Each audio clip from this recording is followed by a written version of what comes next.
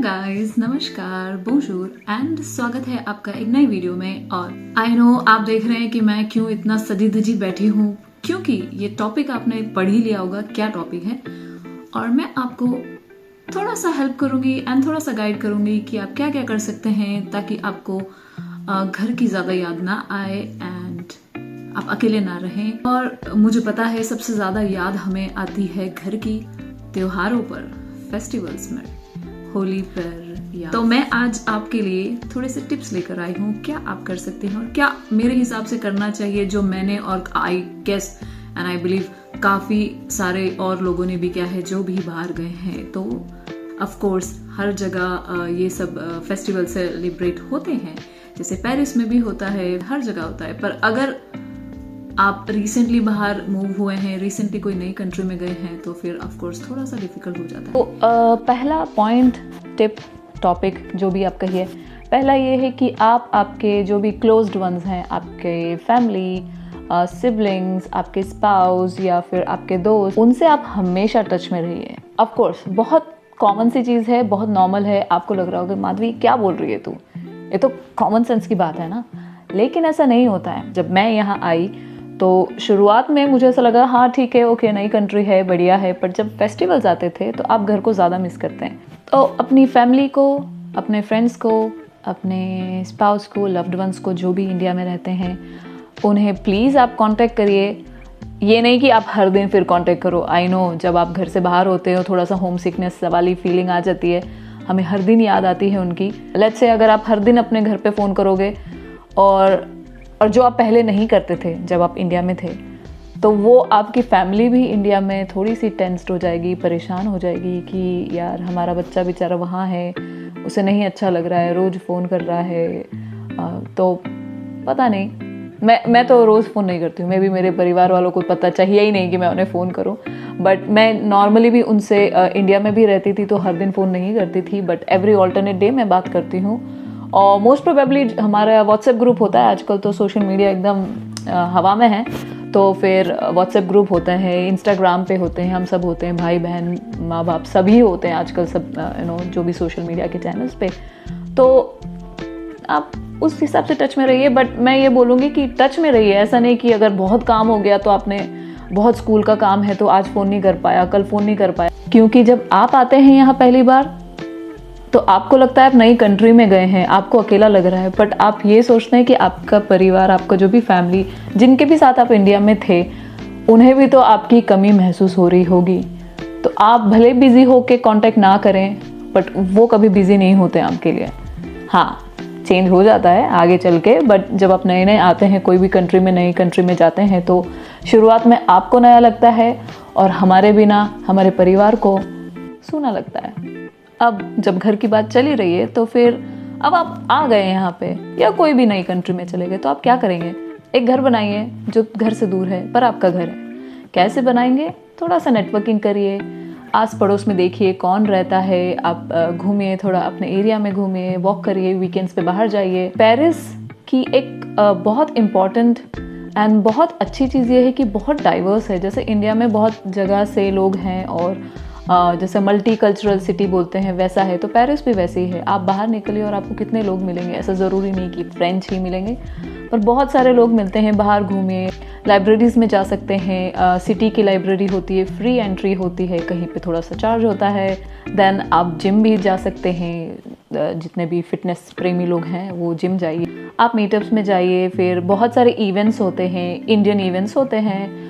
जैसे मैंने बहुत बार कहा है और बताया है कि हाउसिंग के लिए सिटी यूनिवर्सिटी जो है पेरिस में, वो काफ़ी फेमस है। वहाँ पे इंडियन हाउस है और बहुत सारे अलग अलग तरह के हाउसेस हैं। तो वहाँ पे बहुत सारे इवेंट्स होते हैं, इंडियन फेस्टिवल्स होते हैं, दूसरी कंट्री में दूसरे फेस्टिवल्स होते हैं, तो आप वहाँ पे स्टूडेंट्स से मिलजुल सकते हैं। और अगर आपको वहाँ नहीं रहना है और आपको उस एटमॉस्फेयर में नहीं रहना है, तो मीटअप एक एप्लीकेशन है, उसको आप डाउनलोड कर सकते हैं।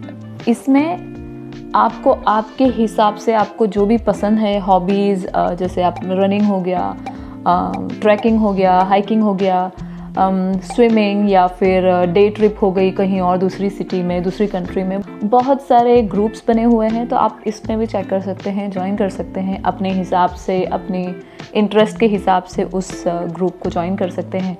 ग्रुप से याद आया, ISN भी है, Indian student network in France. इसका एक व्हाट्सएप ग्रुप है। अगर आप पेरिस में हैं ऑलरेडी या फिर आप अभी आने वाले हैं पेरिस या नियर बाय सिटी या फ्रांस में, तो आप अपना व्हाट्सएप नंबर मुझे DM कर सकते हैं इंस्टाग्राम पे, सो दैट मैं आपको उस व्हाट्सएप ग्रुप पे ऐड कर सकूं। और इवेंट्स भी होते हैं। फॉर एग्जाम्पल रिसेंटली हमने एक हैलोवीन इवेंट किया था, जो देसी हैलोवीन था। लास्ट ईयर हमने बॉलीवुड हैलोवीन किया था। Of course not everyone dresses up, but you can enjoy with this little bit. नए स्टूडेंट्स आते हैं जो ऑलरेडी यहाँ रहते हैं, वो होते हैं जो स्टूडेंट्स थे अब वर्क वीज़ा पे हैं, या फिर जस्ट जो वर्क वीज़ा पे आते हैं, तो you can be a part of ISN। आपके लिए ऑलरेडी एक घर है फ्रांस में। ये तीसरा टिप है मेरे हिसाब से कि आप नेटवर्किंग ज़्यादा करिए, क्योंकि आप अगर यहाँ पे सिर्फ टूरिस्ट पर्पस से आए हैं तो अलग बात है, फिर भी नेटवर्किंग हमेशा हेल्प करती है आगे जाके। अलग और दूसरे इंटरनेशनल स्टूडेंट्स से मिलिए। इसके लिए जो पहला पॉइंट बोला था, मीटअप्स और दूसरे इवेंट्स में जाना, बहुत आपको हेल्प रहेगी, क्योंकि इंटरनेशनल स्टूडेंट्स बहुत हैं फ्रांस जैसी कंट्री में और बाकी अदर कंट्रीज़ में। तो क्या होता है कि हमारे एक्सपीरियंस उनके एक्सपीरियंस काफ़ी बार सिमिलर होते हैं। वो अपने एक्सपीरियंस शेयर करते हैं, आप अपने एक्सपीरियंस शेयर कर सकते हैं, आपके दोस्त भी बन सकते हैं। नेटवर्किंग एक बहुत अच्छी स्किल है, सब में नहीं होती है, मुझ में ज़्यादा नहीं है, एंड इसीलिए मैंने यूट्यूब वीडियोस का सहारा लिया है नेटवर्किंग करने के लिए, आप लोगों से दोस्ती करने के लिए, कि आप जब फ्रांस आओ और आप अगर पेरिस में हो, आप मुझे मिलो तो एक हाय, एक चाय, एक कॉफ़ी तो चलेगी। ये एक जो टिप है या सजेशन है, मेरे लिए तो काफ़ी सूट होती है और काफ़ी मेरे दोस्तों के लिए भी। ये है खाना। खाना आपको घर से थोड़ा करीब रखता है, तो मुझे लगता है कि, और मैं सजेस्ट करूँगी कि जब आप इंडिया से आ रहे हैं तो आप आपके साथ जो कंफर्ट फूड होता है ना, जो आप मतलब रहता है ना, हर किसी को कुछ ना कुछ तो ऐसा खाना होता है जो खाते हैं तो ऐसा लगता है आहा, पूरी लाइफ की टेंशन साइड में और खाना साइड में। मुझे तो लगता है, मुझे समोसा खाना बहुत पसंद है, समोसा। और अब मेरे एक बहुत अच्छा दोस्त है मेरा, उसने मुझे चाय की आदत डाल दी है, तो चाय और समोसा परफेक्ट बैलेंस, मतलब वो खाओ और मुझे लगता है सब तेल बेचने गया, सब समस्या साइड में। तो शायद ऐसा कुछ आपके साथ भी होगा, ऐसा कुछ है तो आप उसे अपने साथ रखिए, लेकर आइए और वो खाइए। कभी कभी घर नहीं, घर का खाना याद आता है तो ज़्यादा। अगर आपको इसमें कुछ ऐड करना है तो आप प्लीज़ ऐड कर सकते हैं। एंड अगर आपके पास आपको ऐसा लगता है कि नहीं माधवी ये तुम गलत बोल रही हो, ऐसा नहीं होता है, घर घर होता है। घर का खाना, नेटवर्किंग सब हो गया। बहुत इम्पॉर्टेंट पॉइंट, बहुत एक्टिव रही है, ओवर एक्टिव नहीं बट एक्टिव रही है। इंडिया से जितने भी लोग आते हैं, I am sure whether difference की वजह से बहुत आलस या फिर एकदम मूड ख़राब हो जाता है हमारा। अभी आप देख रहे हैं आज वेदर बहुत अच्छा था, बाकी तो बारिश, ग्रे, पूरा ग्रे, पेरिस पूरा ग्रे लगता है। तो इसमें क्या है, हमको बहुत आलस आ जाता है ना। जिम का सब्सक्रिप्शन लिया हुआ है, नहीं जाएंगे आज। डिसिप्लिन बना के रखिए, प्लानिंग करके रखिए कि इसमें आप लोगों से मिलिए, खाना वाना खाइए, नए रेस्टोरेंट्स ट्राई करिए। सिर्फ इंडियन रेस्टोरेंट्स, बाकी और भी बहुत सारी कंट्री के रेस्टोरेंट्स हैं यहाँ पे, तो वो सब आप ट्राई करिए। और ऐसा टाइम भी आएगा जब आप बहुत ज़्यादा नेगेटिव फील करेंगे, आपको कुछ करने की इच्छा नहीं होगी। हो सकता है कॉलेज में कुछ प्रॉब्लम हो, या इंटर्नशिप में कुछ तकलीफ़ हो रही हो, या दोस्तों से जो नए दोस्त बन रहे हैं उनसे कुछ तकलीफ़ हो रही हो, और आपको ऐसा लग रहा हो लाइफ में कुछ नहीं है करने के लिए, क्या कर रहा हूँ मैं, क्या कर रही हूँ मैं। बहुत नेगेटिव थॉट्स आते हैं जब आप अकेले रहते हैं, वो भी एक नई कंट्री में। बट मैनेज कर लेंगे आप। अगर आप इंडिया से यहाँ तक आ गए हैं अकेले, तो फिर आप सब कुछ मैनेज कर लेंगे। और अगर आपको थोड़ा सा मोटिवेशन पे स्पीच चाहिए हो ना, तो आप मुझे DM कर दो इंस्टा पे, फॉलो भी कर लो, DM भी कर दो। और आप क्या कर सकते हैं पॉजिटिव रहने के लिए, थोड़ी प्लानिंग करके रखिए अपने दिन की, कि जितना ज़्यादा इंसान अकेला रहता है उतना ज़्यादा उसको टेंशन होती है, ज़्यादा हम सोचते हैं। जैसा जिसने भी बोला है, खाली दिमाग शैतान का घर। शैतान का तो पता नहीं, पर आलस का तो घर हो ही जाता है। एक बहुत बड़ा एडवांटेज ऐसी सिटी में रहने का ये है कि यहाँ बहुत कुछ होता है।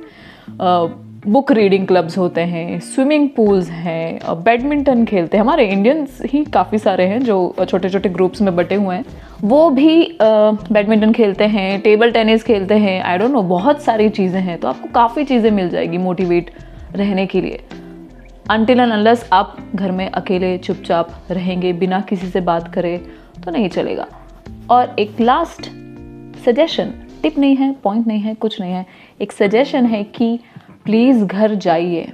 मुझे पता है हम अपने जॉब, इंटर्नशिप, पैसा, सब कुछ चाहिए हमको, वीज़ा, सिटीजनशिप, परमानेंट रेसिडेंसी, सब चाहिए। घर सबसे ज़्यादा ज़रूरी है। तो गाइस टेंशन मत लीजिए, आई नो फेस्टिवल का टाइम है, आप इधर उधर बाहर हैं और आप अपने घर में नहीं हैं, अपने फैमिली के साथ नहीं हैं, पर चिंता मत करिए। अगर आप पेरिस में हैं तो आप मुझे मिल सकते हैं, हमारे स्टूडेंट ग्रुप को मिल सकते हैं, और जैसा मैंने बोला आप DM कर सकते हो इंस्टाग्राम पे, मेरे इंस्टा पे भी और ग्रुप के इंस्टा पे भी। मैं डिस्क्रिप्शन में आपको सब स्पेसिफिकेशन डाल दूंगी। तो इसी के साथ ये वीडियो यहीं समाप्त होता है। Happy Navratri, happy Diwali, Christmas भी आएगा, तब तक मैं एक और वीडियो बना दूंगी। एंड एन्जॉय और जुग जुग जियो।